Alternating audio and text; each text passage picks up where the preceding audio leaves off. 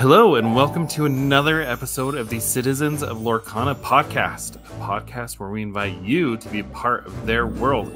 This week, we are talking all about the Illuminator's Quest. So without further ado, let's jump into the episode. Hey everyone, welcome to another week. Last week, we were joined by Brandon of Brimley Games as we broke down the recent Lorecast. And this week, we are once again joined by Brandon as we take a deep dive into the Illuminator's Quest. So let's bring Brandon on. Hey, Brandon, how's it going? Hey, doing good. How are you guys? Long time no see. It's been forever. It's about a week. Yeah, I think we're going to skip the Deck Tech Inspect this week because we're talking all about the Illuminator's Quest. So originally, we wanted to chat with Brandon about the Illuminator's Quest. But then Lorecast happened, and we had to talk about that last week. And because I'm lazy and I didn't want to record 2 episodes back to back, here we are again. So we are back with Brandon, who many of you may or may not know has a YouTube channel called Brimley Games, where he goes over all sorts of board games.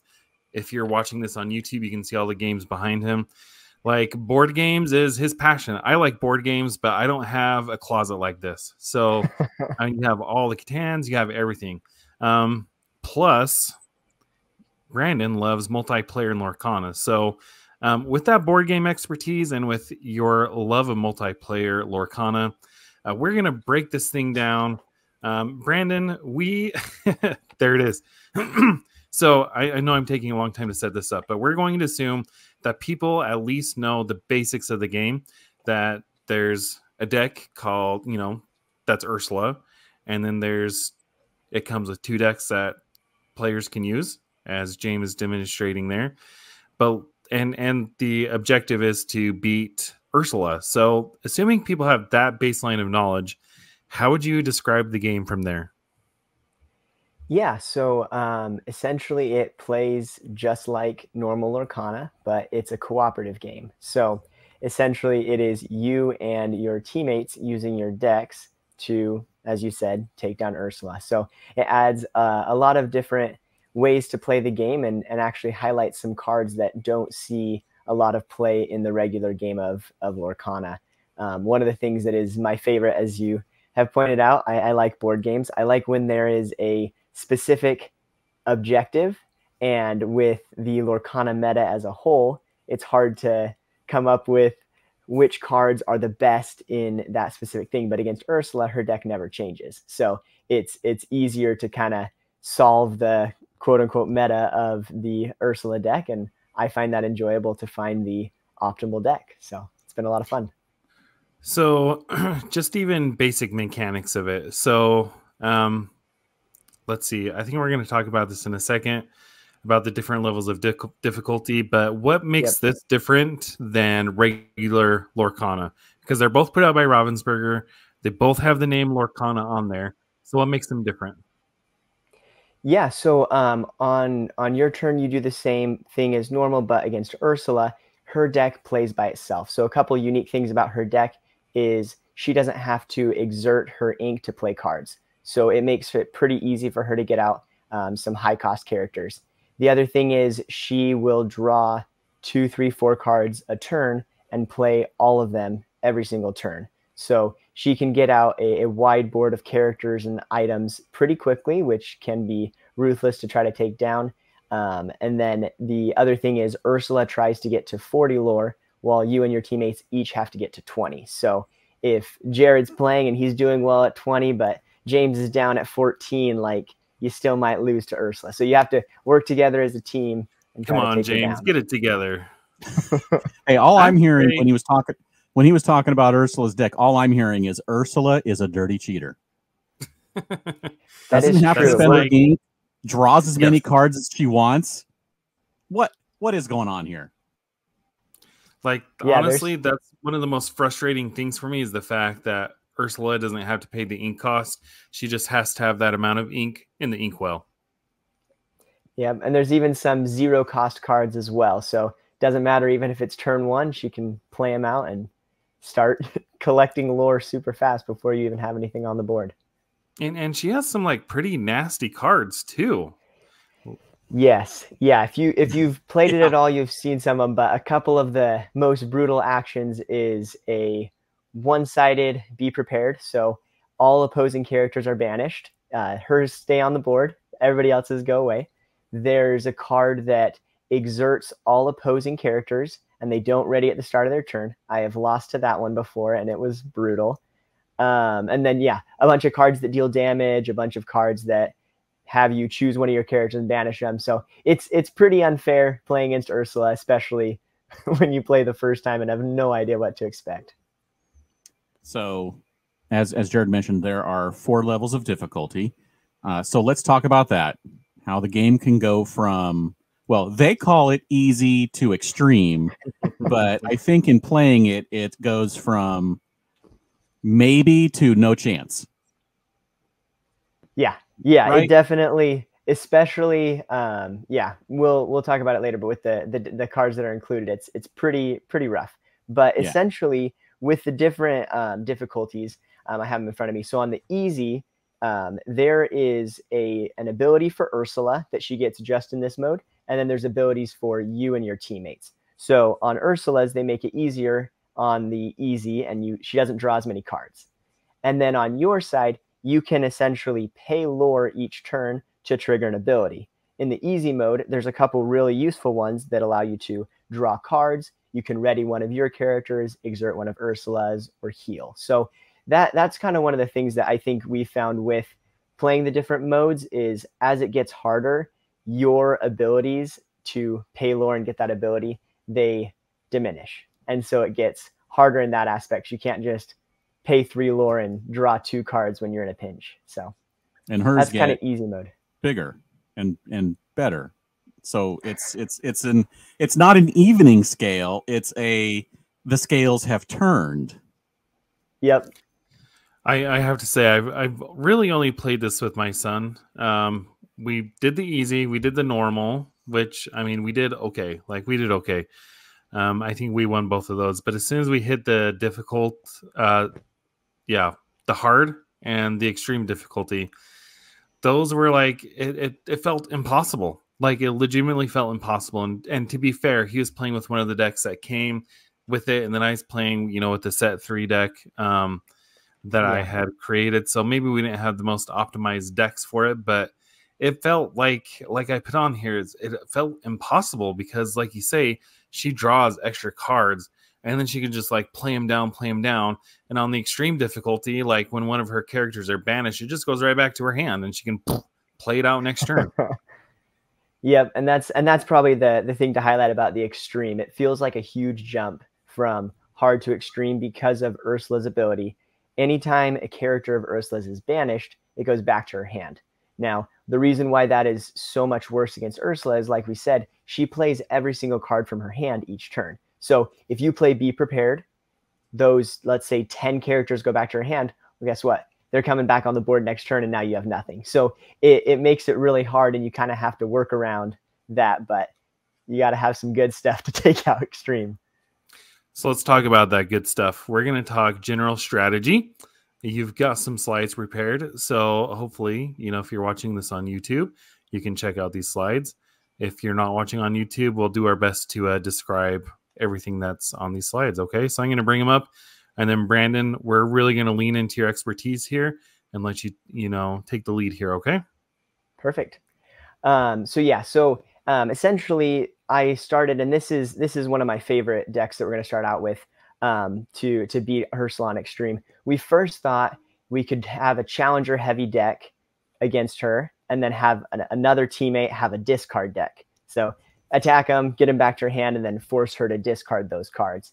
But the problem is that we ran into those crazy actions and we couldn't get any characters to stick on the board. So what I came up with was I was just thinking through what can stop it. Couldn't think of it. And finally came to me. Tiana, Celebrating Princess. So this card, while it's exerted and you have no cards in your hand, your opponent can't play actions.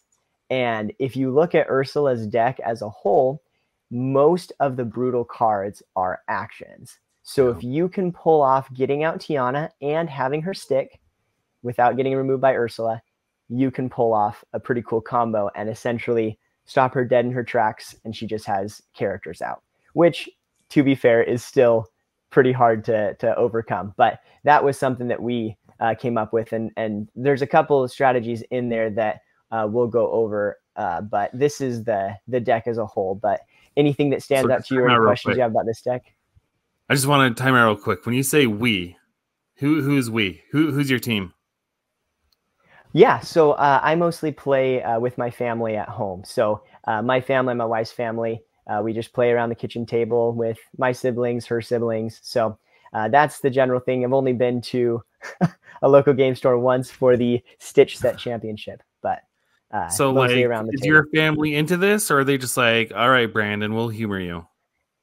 Yeah, so my family's always been into board games, and I've been lucky enough to get 5 of my 6 siblings super invested into Lorcana. So we have a lot of fun, and we mostly just play Lorcana now when we get together. So nice. That's awesome. Been a lot of fun. All right. No, as far as your deck goes, I mean, it makes sense. Like, she always starts out with the one trident, right? She starts out with something. Maybe it's a contract. Yeah. So I see so she starts out. Yep. Yeah. So she starts out with the trident. It gets 1 extra lore every single turn. So in this deck, we added quite a bit of item removal. So we've got Break in there on turn 2 to remove an item. We've got Benja on turn 3. And we've also got the new Aladdin from set 4 that removes an item every time he quests. So adding those in there helps get rid of that one and a couple of the other items that are also pretty brutal. So we threw in that. And then the other side of the strategy is trying to get Tiana, because if you can't find Tiana, you're in a rough spot. So we put in a lot of cards that allow you to draw and then discard to help you search for Tiana. So you've got the 1-cost Simba, you've got the Bayou, you've got Tinkerbell, and the Huntsman. So it's really, if you look at this deck, if you've played any one-on-one games, like, this deck is absolutely horrible in that. There's so many cards that you would never see. But against Ursula, we found it pretty good, especially. And there's one other thing. So the Fortisphere. The Fortisphere is a card, 1 cost, that gives Bodyguard to something. Bodyguard is useless against Ursula because she doesn't challenge. That's another mechanic I forgot to mention. But there are some cards in there that force you to choose and banish an item or location. So we kind of threw that in there as a filler item that you can just throw on the field for 1 cost, and then you can kind of take the sacrifice play, and your teammates can keep their good items on the board. Makes sense. Okay. And you've got your, you've got Tiana, you've got, what is his name? Lawrence. Yep. Benja and the Huntsman all have 2 lore, so that's probably where you're getting your lore. Not like huge questers, but I mean, I think this game is more of like a solid defense leads to a good offense. Is that the general strategy here?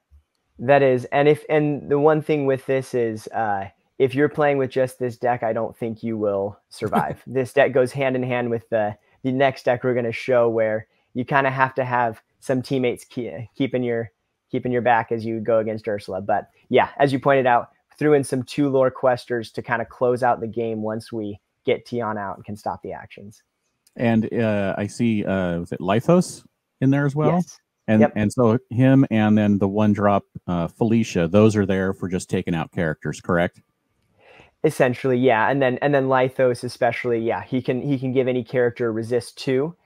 So that can help if you're really in a bind and need a challenge. You can give one of your characters resist, let him survive to the next turn, or you can throw him into there with the 4 strength that he has. So yeah, they're kind of just there as a backup to help out. And then with your Tinkerbell, I mean, you have Simba in there too. Are those cards for filtering? Like, are you turning Tinkerbell? Are you exerting her to filter? Okay. 100%. Yeah. So she's in there primarily to find Tiana. So cards like the Bayou and Tinkerbell, if I already have a Tiana in my hand, you can probably just ink them. But if you don't have her, kind of threw them in there because it really does make or break this deck to get Tiana out. Gotcha. Cool. Well, yeah, let's go on to the next deck, because I think that we can come back to this one as well, but that'll add in a little bit of context here. But the second deck that we built was an Amethyst Emerald deck.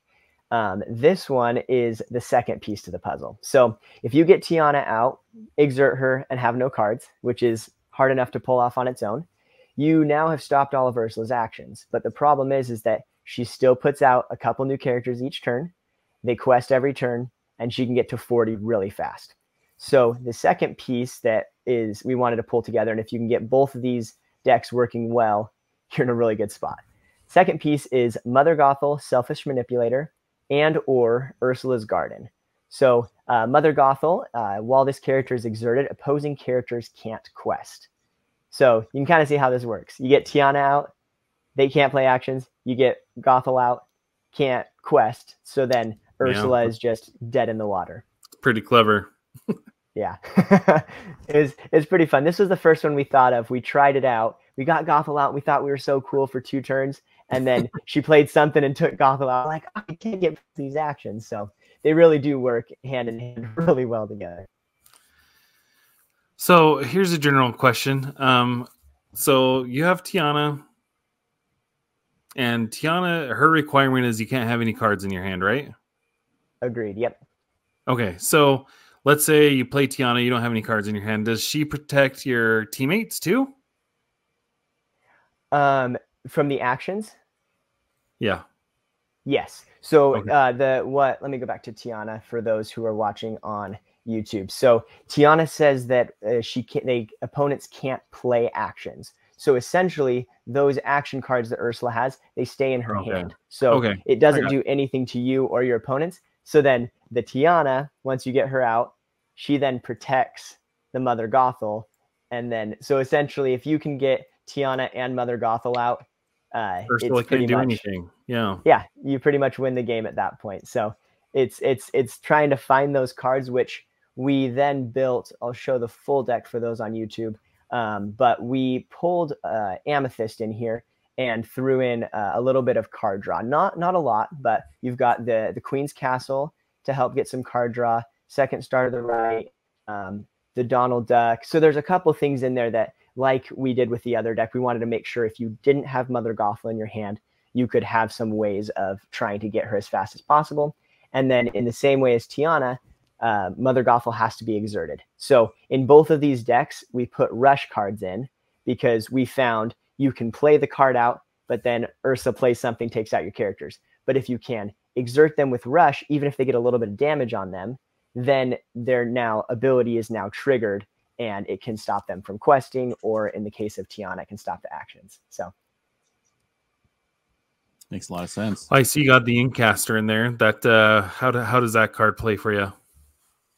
Yeah, I mean, in this deck, it's not the most necessary from uninkable perspective. We've got, I think, let's see, we got like 10 other uninkables, but again, it's an item, so it's kind of there to help protect against the Ursula taking out the pocket watch or some of the other things. But yeah, it's definitely helpful when you get caught with the Second Star to the right, which is 10 cost uninkable. So you can just throw it back into the ink instead of holding on to it. And just like the one in the steel deck, it's an item that replaces itself, so you're not losing anything in your hand, really. So that's the main benefit of it. Yep, 2 costs, replace it, and then now your uninkables are inkable. So I'm sure you're going to go over this, but you can play up to 4 players against Ursula. Are you primarily playing with 2 players, or are you playing with all 4? Yeah, so far we've done all of the different ones, 1, 2, 3, and 4. The decks that we optimized was on a 3-player game. So let's get past that one. This is the one I want to show. The final one, when we played a 3-player, this is the one I've done on Extreme. We had a 3rd player. I don't have the full deck list, but we added an extra player to do some additional shenanigans. So we threw in Friend Like Me, which is a Sapphire song, 5 cost. Each player puts the top 3 cards of their deck into their inkwell face down and exerted. Now, this does trigger Ursula's as well, but most of the time she will already get that pretty fast. So this helps on the Tiana deck and the Gothel deck. You can get them out even faster. And the nice thing is, if you play in Amber as well, you can use the Queen. The Queen Commanding Presence can shift on turn 2, so you could sing Friend Like Me on turn 2. We've pulled this off, and it makes the game really fun to then get out Tiana and Gothel on turn 3 or 4. So this was our additional deck that we kind of threw in there to help support. We threw in some support cards and some healing just in case we needed that. And then I haven't played with these 3 and one more, but if I did add a 4th deck, I would probably add a Steel Ruby Challenger deck, because the one flaw with these 3 decks is you have to wait until all the pieces fall into place. So adding that would slow down a little bit in the meantime. Interesting.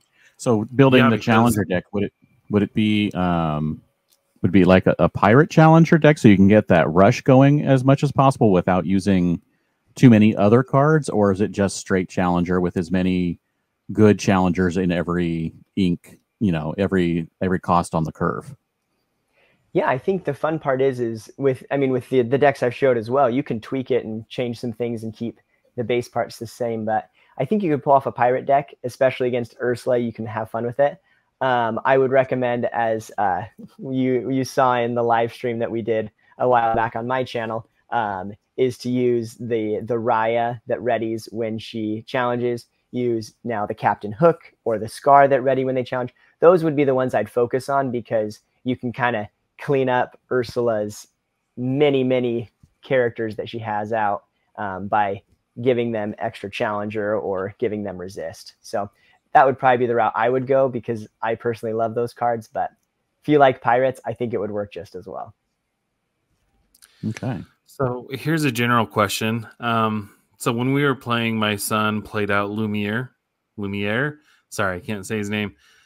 Does he give you and your teammates +1, or just if you played him, is it just your characters that get +1 strength? Yeah, unfortunately, it is just your characters. There was an article that came out that kind of made it seem like that was the case before the Illuminator's Quest came out. But looking at the actual rules, it specifies that any card that says you or your only qualifies for your character specifically. So Lumiere only helps out his, but again, this is never going to be in an official tournament. This is playing around with your family. So if you want to add that in there, add a little bit of spice, you can get some really fun combos in there, like you were saying. Yep. So let's go over, that's a interesting thing, because even though that's the rule, you can still do things. It's still us versus them. Yes. So your opponent is not anyone except Ursula. So any cards that say opponents must do this, it's only Ursula, even though you have other players that you're playing with. And in normal Lorcana, it would affect everyone you're playing with except for you, because everyone else is your opponent. And also certain keywords and effects, when they say chosen, you can choose your opponent or you can choose one of your teammates. And that's where it's really nice. I think the only two things I think that really work really well together is support and sing together. Those are two of the best things that you and your teammates can work together to actually accomplish, correct? Yes, those are the main ones, and then I would add Rush and Challenger. Typically can help as well. We kind of used it with these 2 decks as something like the Croquet Mallet. If you have it out and you need to exert your teammate's Tiana, you can give them Rush. So there's some fun things like you're mentioning. Anytime it says chosen player, as long as it doesn't say like one of your characters or an opponent character, if it just says character, you can do your teammates. It's like if you play down this Elsa from the first chapter, you would be exerting your partner's Tiana. So the Elsa from the first set unfortunately says chosen opposing character. So that's where you could only exert Ursula's characters to try to challenge. But if you have something like the Hydros Ice Titan, that one says exert chosen character. So that one can exert either Ursula's characters, or it can exert one of your opposing characters, or even your character. So are these the decks that you play on all 4 levels of difficulty, or do you have different decks for the different difficulties? Yeah, so we played a couple with the easy and then the normal, and then to beat the hard and extreme, these were the ones that we tried. Now that we've beaten it on extreme with these decks, I have some other ideas of more fun decks, like trying to pull it off. Let's see how far we can make it with a broom deck or things like that. So that's the enjoyable part, is you can kind of then restart with a new deck and see how high you can climb up the ladder against Ursula with it. Yeah, because the decks that come with it, while they're good for what you need on easy and mostly on normal, they're not as efficient as you want decks to be. They're not as consistent because they don't have 4-ofs of a bunch of stuff, so you can get all the best things you need, like Tiana. So at some point they're going to have to upgrade to get to the higher difficulty levels. But let's actually talk a little bit about the fact that you said you guys play this a lot and you've been doing it over and over again. Let's talk about that replayability. How replayable is this game if you're facing the same deck every time? Yeah, that's a good question. So I would say it's very replayable. I've been able to play and it hasn't lost its fun. One of the things I would say is if I was playing with the Tiana and the Mother Gothel deck over and over again, you get to a point where it's like, oh, I got Tiana. Did you get Gothel? Oh, you got Friend Like Me? We win. And so there's a level of it. If you're playing with the same decks, it does lose some of that. But I think for me, like, I'm just excited to build new decks and try a different challenge and see how it fares against Ursula. So I think it's got that replayability factor. And then there's also the way of, this is a good way to introduce people to Lorcana. If there's someone who hasn't played before, if you're playing one-on-one with them, then you have that, okay, I can't really look at your cards because then I'd have an understanding of what you've got. I know how to take you out. So in this one, with a cooperative game, you're allowed to look at each other's hands. You're allowed to give recommendations. So it's a much smoother onboarding to someone who's learning the game. And then it's fun for someone like me who's played it already, is I can just put together a broom deck. I can put together a Flotsam and Jetsam deck or whatever fun deck I haven't been able to play yet. And you can play it on easy while you're teaching someone how to play Lorcana. So that's a lot of interesting levels that is built into it that is really fun, because first you use the included decks and you see how far you can go. Then the challenge is trying to figure out how to build decks to get up through extreme level. And then you're trying to then find different ways to do the same thing. And then also you have playing with numbers of different players, which I've heard that different numbers of players make the game possibly more or less difficult. So that's another way that you can adjust how you're playing the game. You can give yourself limitations. You can do things like you said, where you can have Lumiere do everybody on the board instead of just your characters. You can have house rules, whatever it may be. And I think that's one of the things that's going to be really fun about this. And I think, it makes it very replayable. It's why, honestly, it's why the the deck building card games that are, I don't think we can use the term living card game except for Fantasy Flight. But they're the games where you buy a set, everything you need to play is in the set, and you build the deck as you play the game. And things like Marvel Legendary, those games are really fun, and it's basically the same game all the time. But because you are building different decks, it's a little bit of variance every time you play. Then that's a lot of fun going against it because it's slightly different every time. And I think that's one of the things that this game does that is a genius move on Ravensburger's part to get basically a completely different market interested in Lorcana. Yeah. So speaking of that different market, I kind of introduced you as Mr. Board Game. I don't know how deeply involved you are in the content creator world of board games. I imagine that you probably are. I'm just not that close enough to you to know, but has the board game community discovered Lorcana? Have they embraced it? Like, what do they think about it? Yeah, I mean, I've seen a few of the well-known YouTube channels that do like a how to play video. I've seen a few of them get on to doing Lorcana, but I think in general it has not caught on too much into the board game realm. I think it's still kind of seen as, oh, it's a trading card game, stay over there. We're going to play our board games. I hope that Illumineer's Quest can kind of break that down, but I think there's a portion of hopefully someday they can get the Illumineer's Quest in, for example, at Target, into the actual game section. Because for me, I discovered Lorcana before it came out, so I knew what to look for. But if I were to have discovered it now and heard about it, if I would go to the game section, I wouldn't find it. And a lot of times, like if I've never played a trading card game, I wouldn't know to look there. Or then there's availability issues because I didn't come on the first week. So I think there's some level of that of received well, because if it is, then Ravensburger can up production and they can have it then be sitting on those Target game shelves or the Walmart game shelves, so that anyone who maybe has heard of Villainous, maybe they'll give it a try. And like, I do feel like, you know, you go to the store, a lot of times you do see Illumineer's Quest there. Like, it's not like the D100 set, which was impossible to find, or the gift set from the first chapter. I feel like they've done a pretty good job of producing the Illumineer's Quest. I just, like you said, if they can move it back to where the board games are, that would be primo. Yep.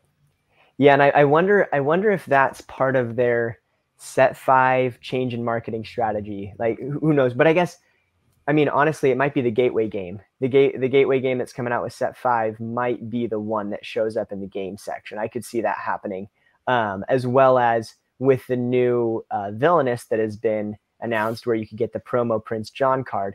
I'm intrigued to see how many board game players they can get into Lorcana by just letting them know that it exists through a game like Villainous.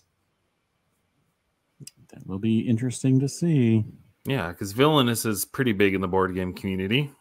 Yeah, like, it's a well-respected game. Yeah, the only thing that's going to hamper the existing board game players is it's a re-release of the D100 set.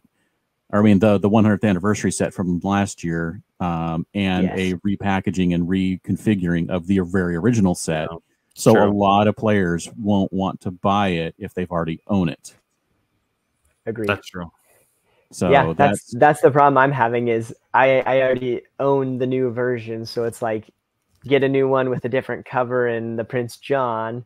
But so for me as a content creator, I might, but like if I was a traditional consumer, I might not. But all of the Lorcana players, though, aren't necessarily Villainous players, so good call. It will sell. And for all of the Lorcana and Villainous players, you will be buying it for the Lorcana card, and then you can gift the bat game and say, look at this awesome Villainous game to someone else. Yeah. That's big brain move right there. So we talked about this a little bit already. The game comes with the 2 pre-constructed decks. How vital is it to customize the decks? Is it possible, like, if you're coming to Illumineer's Quest, having never played Lorcana, having never experienced it before, but, you know, this guy on Brimley Games was like, man, Illumineer's Quest is amazing. You should pick it up. So I go pick it up. Like, is it going to be enjoyable for somebody to pick up this game and just play with the 2 decks that come with it? Or is it just going to be like an exercise in frustration?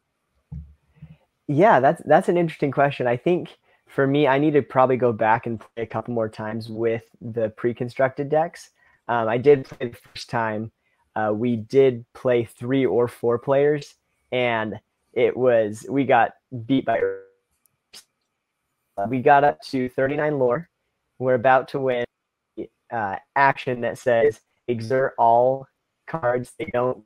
The next turn happened, and so pull it up. So we were close. I think overall it would be enjoyable, but the main question is if someone hasn't played Lorcana ever, it might be difficult to pick up this as their first introduction unless they have someone teaching them, because if you pick this up, the instructions it's good, but it's a little bit hard if you're trying to learn how does Lorcana work and then how does the cooperative game work if you're just reading the rule book yourself. So definitely recommend, if you can, if you love Lorcana, go teach it to your friends, because it's definitely helpful for them than having to learn it on your own. But from the ability of the dex perspective, I think, like James said, easy, normal, probably fair. If you're going to try to go to harder extreme, you're really going to have to make some upgrades, even if it is taking the best cards from these and putting in 4 of each.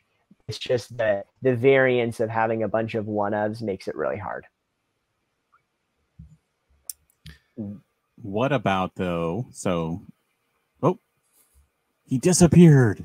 His internet connection was kind of spastic, so I'm not surprised. Well, James, while we're waiting for him to come back on, what's been your experience with the Lumineers Quest?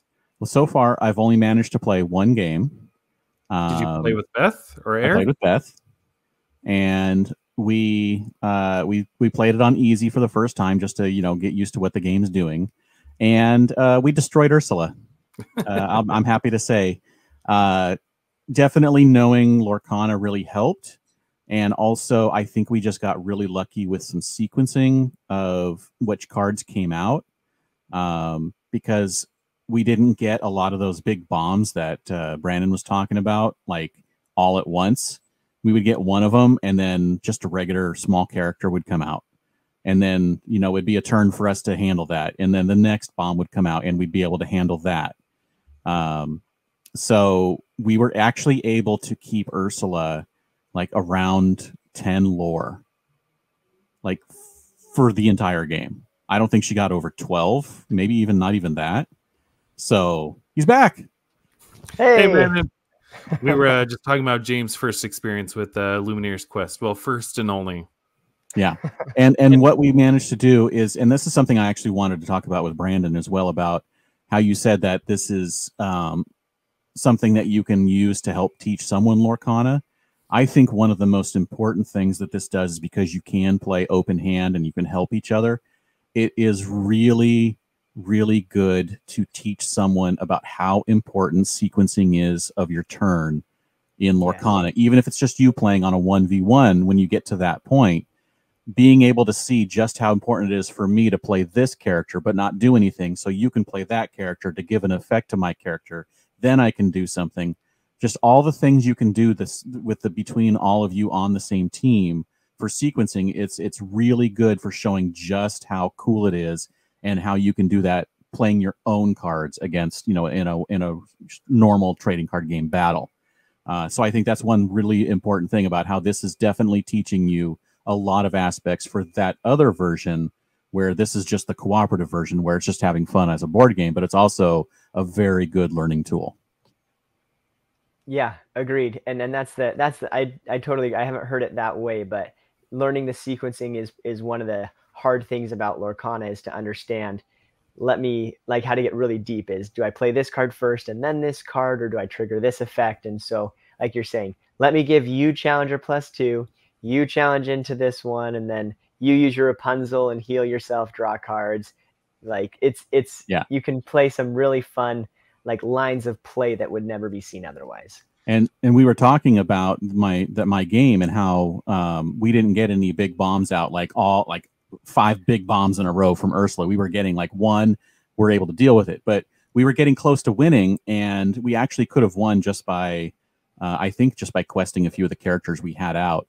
But instead, Ursula played 3 or 4 characters or whatever she had out at the time, and I'm like, okay, this is going to be really fun, so let's do this. Even though we can win, let's do this combo. And we did this combo where we each were able to play a character, get an effect, do something else, and we had to this whole convoluted combo thing that we did, and we were able to actually wipe out Ursula's board.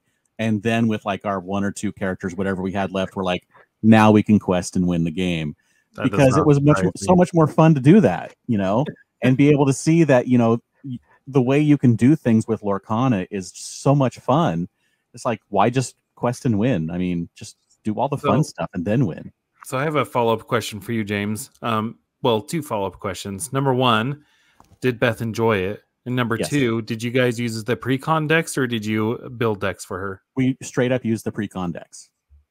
And let's ask Beth. Did you enjoy playing Illuminator's Quest? Yes. Yes, she did. And is it something she'd play again? Yes. Yes. Much more so than the other version. Much more so than the other version. I'm trying to get my family to play with me. My son plays, but my wife and daughter who live here have no interest. So maybe someday.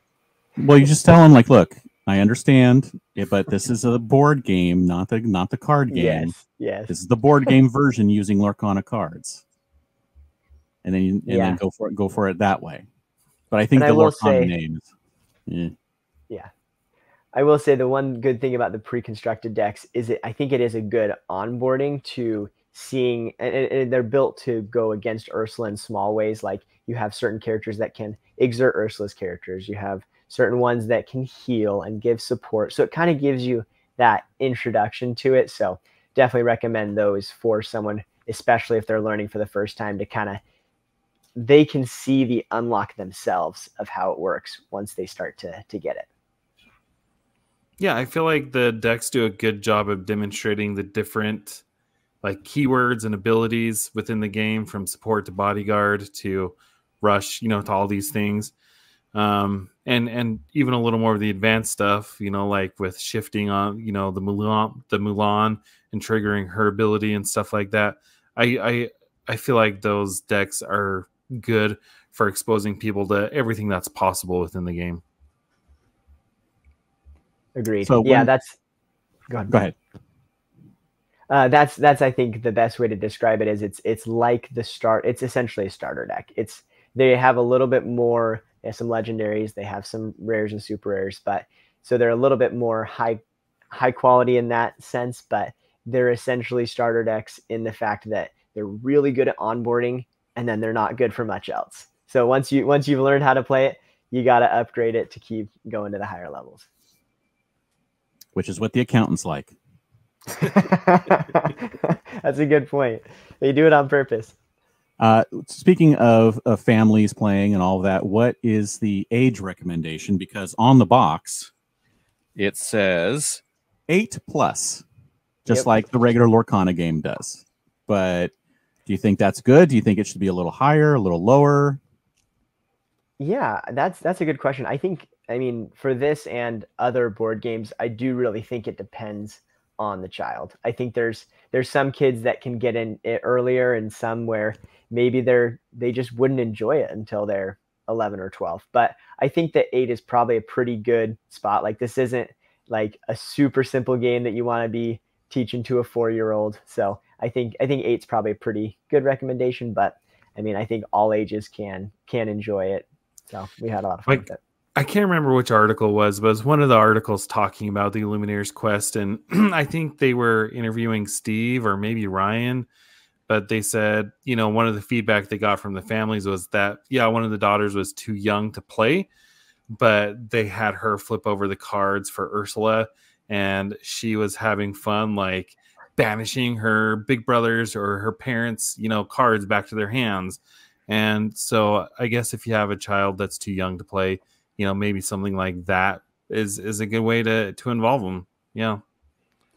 Yeah. And that's also like that's a great way to do it. But also, if you have someone who, let's say you have 5 people, you can have someone just do the Ursula. And then if they want to, they can really get into it of like, oh my gosh, you guys are going to be so messed up whenever I get this card out. And, oh, can't wait to show this one to you guys, and just kind of like play it up. I know there was some, I think, Lorcana Villain was talking about on his channel of, hey, you can kind of like add a D&D role play vibe to it with like, okay, now I've got a whirlpool, your characters are stuck in it, and now, okay, now they're all vanished or whatever. So like you can have a lot of fun with this game in that way. And that leads me to the one other thing that is great about this game is how much lore is tied into Lorcana, and how the story was so awesome about how all of these little pieces that we've been seeing in the backgrounds of art, in the text of flavor text, and all of these things that we've seen over the last 4 sets all culminated in what was happening in here. So like we had in the last set, we had Hans having this plan to grab something of Kristoff's to lure Anna, and then we now have an entangled Anna because it worked, and Hans led Anna on a false goose chase here to get entangled by Ursula. And so there's a lot of things like that where we see all of this stuff that happened through the cards, and you can see it happen in the story over the course of playing the game over the last year, which I think is really awesome. Yeah, like you have the other example of, we saw pretty early on the mini scuba diver, and in the background of her card, you saw the Ursula's lair in the background, and now she's an entangled glimmer. So I'm excited to see. Even more so was the Donald card, where he was also deep sea diving, and you see the black little shadow of her, and it's and the flavor text said Donald looked away for just a second and Minnie disappeared. And that's where she disappeared to, is to that card. It's so cool. Yeah, which I guess leads me to a question for you guys is, when do you think we'll see the next Illumineers quest? Do you think it'll be another 4 sets to kind of build it up the same way, or do you think we'll see it sooner? Well, I'll just preface this by saying I think that's probably what's going to happen, is it'll be a once a year thing. But what I think would be cool to happen is if like each set they introduce like a DLC pack where you could add cards into Ursula's deck. I mean, just to switch it up a little bit. I don't think that'll happen, but I think that'd be neat. Yeah. That'd be cool. I think that the plan may be for once a year, but I think it may depend on how they feel the story needs more or less room to breathe. And so I don't know if it's going to be something that they do like guaranteed every 4 sets, here's the next cooperative game. So I don't know if they're going to have to be so rigid in their planning, because I think maybe some storylines may just be too big and some may not be as big. Don't tell me that they're going to wait 2 or 3 years. I can't handle that. No, even waiting 4 sets. There may be middle of the story sets. Well, let's see. For the first chapter, they had the gift set. For the second chapter, they had the D100. Third set, they had another gift set, right? Yep. And then fourth set, they had this. So maybe that's a pattern. Set, nothing. I mean, I'm technically, we talked about it last week. We talked about the gateway kind of being the gift set for the next set. But and as you mentioned about having something in the board game section, if you'll notice, if you go back and look at the product photos, you can see that it's not quite the same as a gift set. Because all of our gift sets in the D100s have had this packaging where it's got the angles on it, and the back is larger than the front. When you look at it, it's got those angles. And on the pictures of the gateway, it's all straight, rectangles, no angles. And I think that makes it where it's much more likely to be in the back with the board games. Agreed. And it's also more likely that people will pick it up, because that is something in the board game community, is we want all of them to be the same size. We want them to fit on a shelf and look really neat. So when you have one that's not a rectangle or a square, it then is harder to fit. I know it's kind of a rectangle, but with the corners and also the other side of it. Yeah, it's got this angle here. It's kind of not going to fit on a shelf and look the same as all those other things on your shelf. Yep. And it would be nice if it came with the ability to store it, like in the box that it came in. Yep. That would be probably for the next one. If they are able to make changes, I would definitely have it be in a box like the Gateway game, because then it fits better on the game store shelves, fits better on my shelf. It then has, like you're saying, the fact that I can't keep it in that box makes it really hard. So then you have to have some other form of storage, which if you've bought a lot of Lorcana, you have. But if you're only buying the Illumineers quest, it makes it a little bit hard. So I want to talk about one more thing with you guys. Well, you guys might have other stuff to talk about, but I have up here on the screen, these are the list of events for Gen Con. And as you can see, they have a bunch of Illumineers Quest Deep Trouble multiplayer Disney Lorcana experience. So what do you think? Like, is this competitive Illumineers Quest, or is this just like, we're going to go jam some games? What do you think about Illumineers Quest being a part of conventions? And who knows, maybe DLCs in the future? Well, what do you guys think about that? I think it's awesome. I mean, I do think it's more of a casual thing. I don't think there's going to be any competitive aspect to it other than maybe like some prizing if you win versus losing. But that would be kind of cool to say, okay, everyone pick your teams, pick your decks, everyone play, and whoever can beat Ursula with her having the least amount of lore, you then get first prize. That could be a fun twist to it. Yeah, do it like they do. Well, I mean, Ravensburger is a puzzle company, and they are part of the national jigsaw puzzle competitions.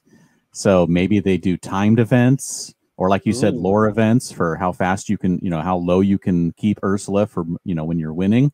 And so that would cause people to build specific decks to do certain things to try and win these events in a specific way. Yeah. You could make it competitive. They've made Villainous competitive. That's true. It's true. The thing that kind of caught me off guard, though, is that these events are $65 each, if I remember right. That sounds like you get the game. That would be my guess too. That sounds that's what that sounds like to me. Which, I mean, is a good way to do it, because that's one of the things with these kind of games is if you typically don't want to buy a game until you've tried it, but at least like at a Gen Con, like if you're getting the game within the experience, that's really nice. Yeah, I agree. All right. So what else? Illumineers Quest that we haven't touched on. What else do we need to talk about? I've got one more deck for someone who's playing one player. If you want to I never thought to ask you if you were done with your slides. No, you're good. It works out perfectly. But yeah, my brother actually, he got his copy of the Quest, and he said, hey, like the best way to beat Ursula one player is to actually, what you want to do is you want to just race Ursula. And so this last one I put together, it's literally 1, 2, and 3 cost cards. Every card has at least 2 lore, and you just put them out and hope she doesn't banish them. And if she does, then you put out more. And so it definitely, like on extreme, you kind of just have to disregard the fact that if they go back to the hand, she'll play them again. So you just let her do her thing and beat her to the punch with the lore. So the screen is pretty small, and my eyes are terrible, apparently. But remind me, what is this location? Is that the Sorcerer's Tower?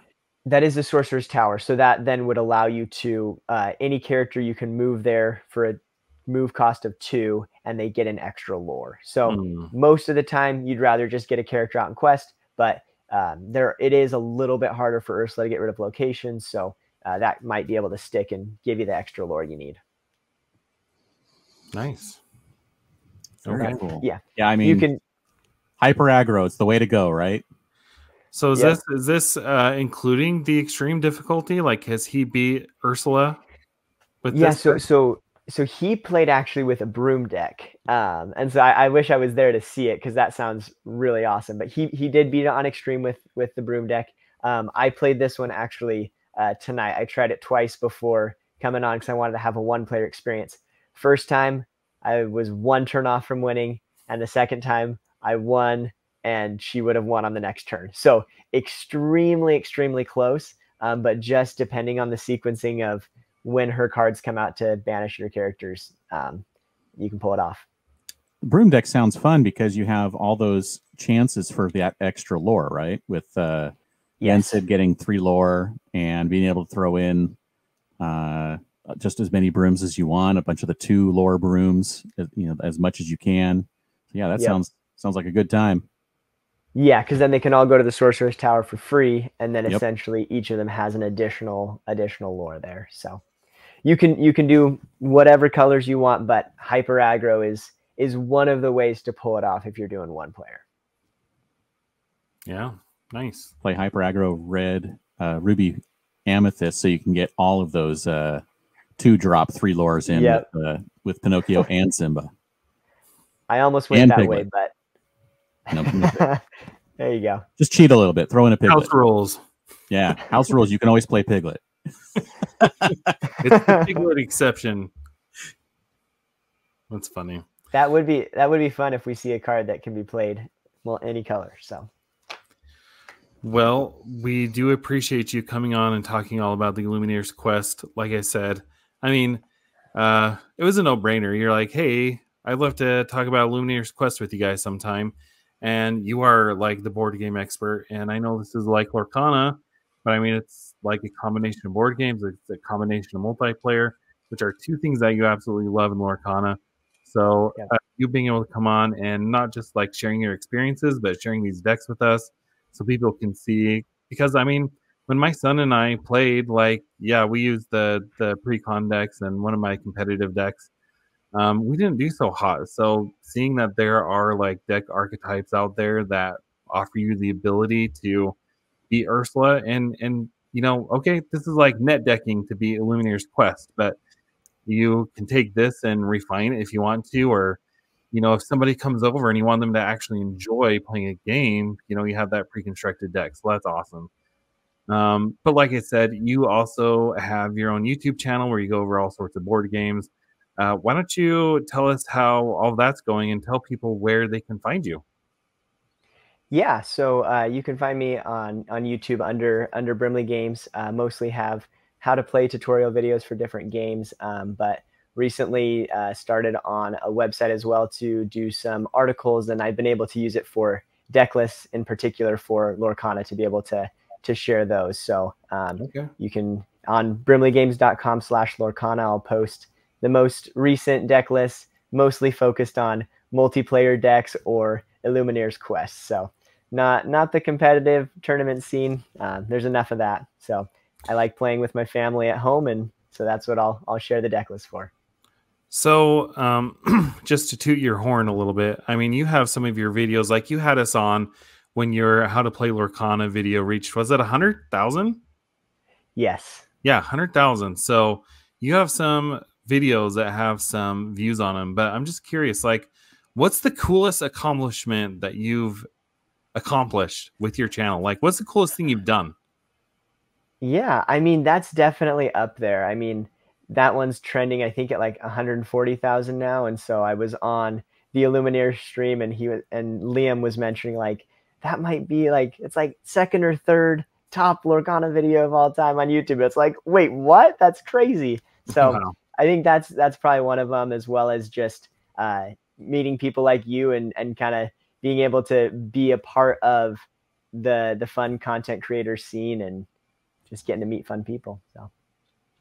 Well, you're putting in the hustle, so we appreciate it. So again, if you haven't had a chance to check out Brandon and Brimley Games, go subscribe to his YouTube channel. Go check out his website. Go pick up. I'm assuming these deck lists are probably on your website.